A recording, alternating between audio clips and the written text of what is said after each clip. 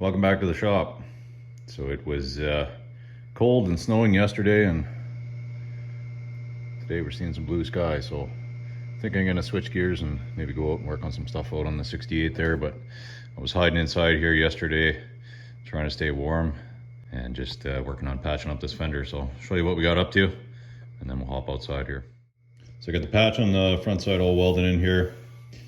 We do have a soft spot in here, so I think I'm gonna maybe cut this back a little more. We only came to about here, so I think if I cut from here down and knock that out, I can't get in behind there with any backing. To pick up a bit of copper backing in there to help it from blowing out, but it's quite thin here, so still got to deal with that.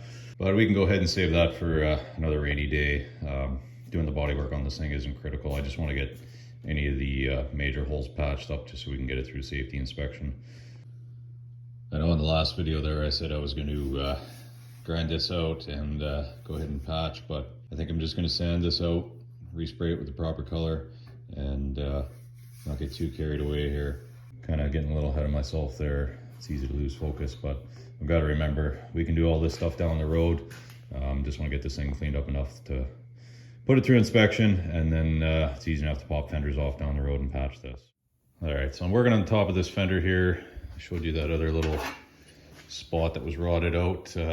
This is a piece I cut out of there. It was nothing but rust. It had 3 spot welds along top, 2 at the bottom, so I just drilled those out. And then this is what I found underneath. It wasn't too bad at the top here, but there was a big gaping hole. This is pretty rotted out. So I bent up a piece, cut out my old section, just welded it in from the back there. And then we will take this new piece I made up, slip that in there. I've got it fitting pretty good. And we will just plug weld through there. And then I'll, again, weld it along the back side, and I'll just trim that excess off once we've got it welded. Just makes it a little easier so you don't blow out the edge. So that's how it looks all welded in there. I did weld both sides. Still got a few little pinholes there. I gotta go back and touch some of that up. I'm pretty happy with how that turned out. You're not gonna see this anyways when the hood's closed. We'll hit this with a little bit of filler, quick sand, and shoot it with some color match, and should be good enough. So I've had enough grinding, cutting, and welding for a while. I'm no body man by any means. I just do this out of necessity because I'm poor and can't afford to hire a body shop to do this. So not really my favorite thing to do, but you got to do what you got to do. So I think I'm going to go out, pull the wheel off one side on the 68 and yank the axle shaft out.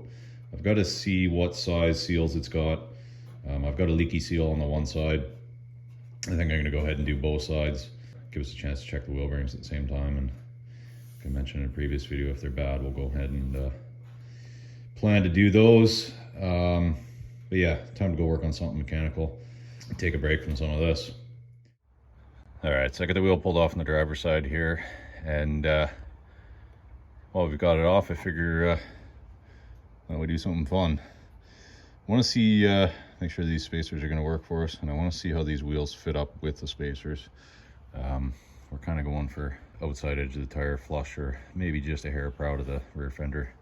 Kind of going for an old school look. So we'll get these mounted up, make sure they're going to work for us, and then if not, I will sell these wheels off, get some other ones.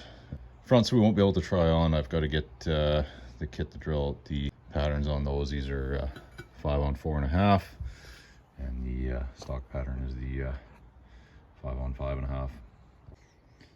All right, so these ship with these little nuts to mount these up, and problem the first, you'll see they're 12 by 1.5.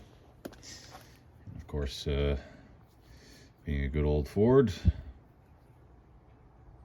stocks are half 20. So those won't work for mounting these up. I'll just get some standard half 20. I didn't have any stock, so I just quickly buzzed off a couple old ones I had. Don't worry, these are going straight in the scrap bin. I'm just using this for mock-up. Don't get all excited. All right, so that's how she looks.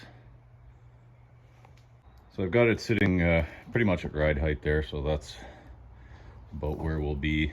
I think we're gonna go with the tallest tire we can, fill out the wheel wells there. With a straight edge on there, we're ending up just over an inch, an inch and a quarter there inside the fender lip. So with a good fat tire on there, I'm probably gonna go 275 if I can. I got lots of room in the back there. That should fill out nicely, so we'll have a couple inch gap at the fender, and should be just slightly proud, which should look good. Not sure what happened there, but anybody that says 360s are gutless, not so much. Anyways, these are gonna look good on this truck. Let me know what you guys think. I think it looks all right.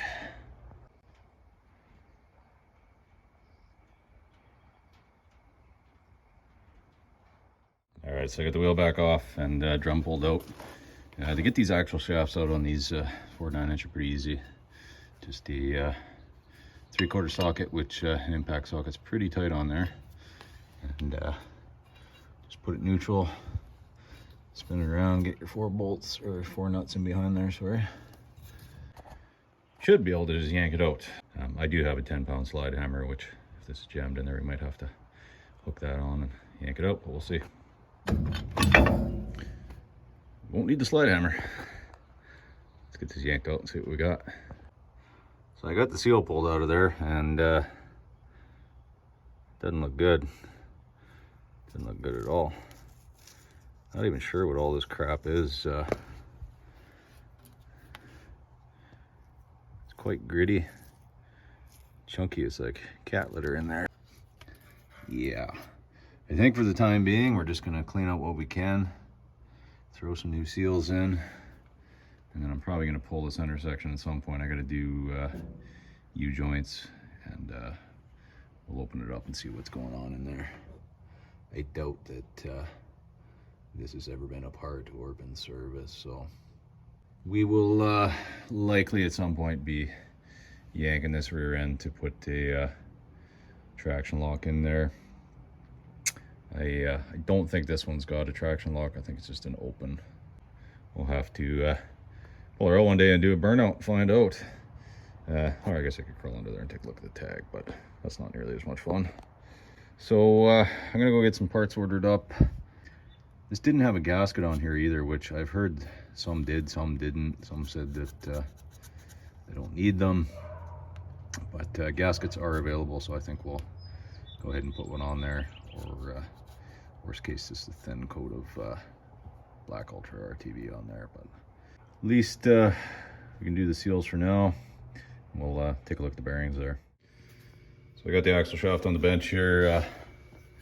This bearing's definitely got some rust on the outer race there. I think that's due to no gasket and water getting in there.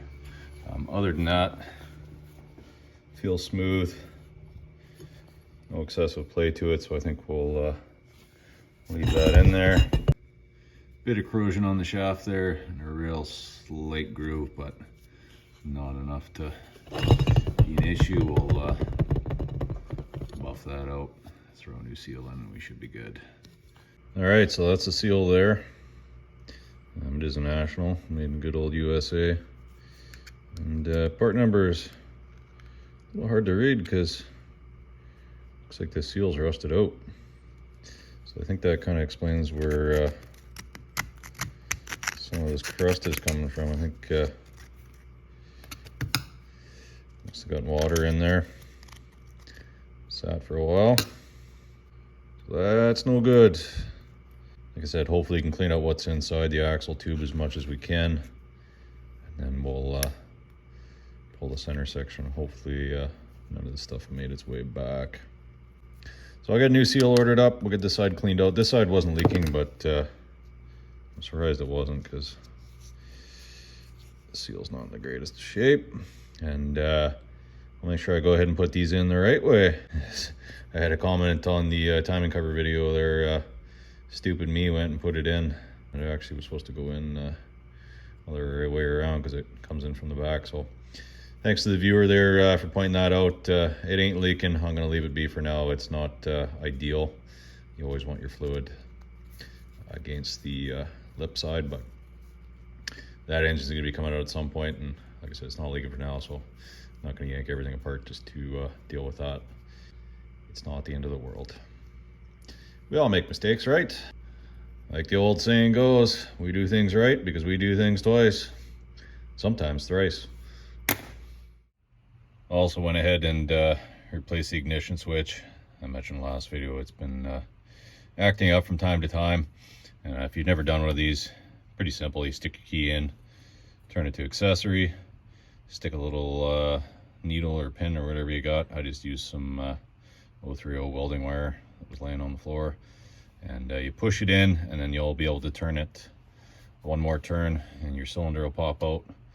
Just take a punch and knock your ring out, and then that just clips in the wiring harness on the back there. So these ones are pretty easy. Took all of 5 minutes to do that.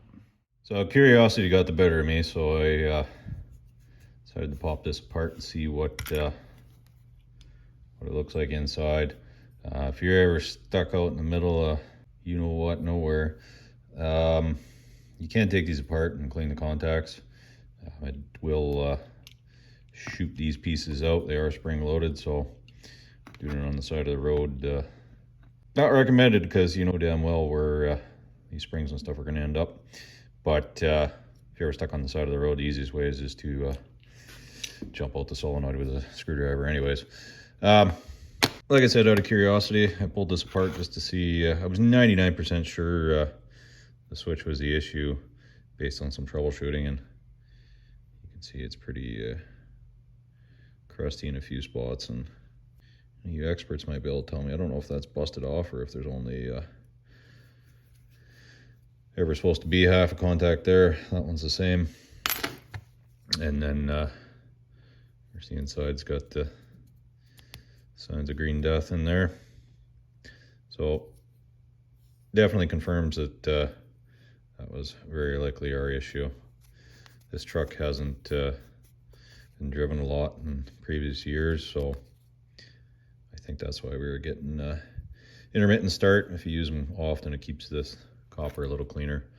Like I said, the contacts are fairly worn anyway, so this one will end up in the scrap pile. And like I said, for removal, there's just these two little windows on each side, and just press in with a flat blade and it'll slip out. The new one actually really slipped through quality control. They were kind of covered over with a little bit of excess from the molding process there, so I had to scrape it out. But other than that, it starts great now. So that is that. I think I may go ahead. I've just been using this piece of sheet metal I had here just as a temporary top for the bench there. And when I built this bench, it was 20 years ago almost that I built this. I initially planned I was going to wrap the top with steel. I just never got around to it. It is nice having a steel bench. Back in the day when I built this, I used wood, because in those days wood was actually cheap. But yeah, I think I might get a full 8-foot sheet. We'll wrap the front there, cover the bench. It's a heck of a lot easier, especially since we started working on that 68. Stuff's a lot greasier, and it's nice to be able to spray it down with brake clean and wipe it off, and a little bit nicer to work on too. So anyways, that's a future project. I think that's all for today. I'm going to clean up a bit here, deal with some of my disaster from all the patching and that there. I'm just going to go slip that axle shaft back into the 68 as well. Also got a few things to finish up on the 71. Never got around to that rad hose last week. Things got busy, and my daughter wanted to build a fairy house, so we spent some time doing that. So yeah, we'll probably tackle this in the next week or so and get it moved out and give it a rinse. So if you haven't already, subscribe to the channel. Be sure to fire us a comment down below. Give us a thumbs up so we know you're watching, and keep an eye out for some future videos. So as always, thanks for watching. We'll see you next time.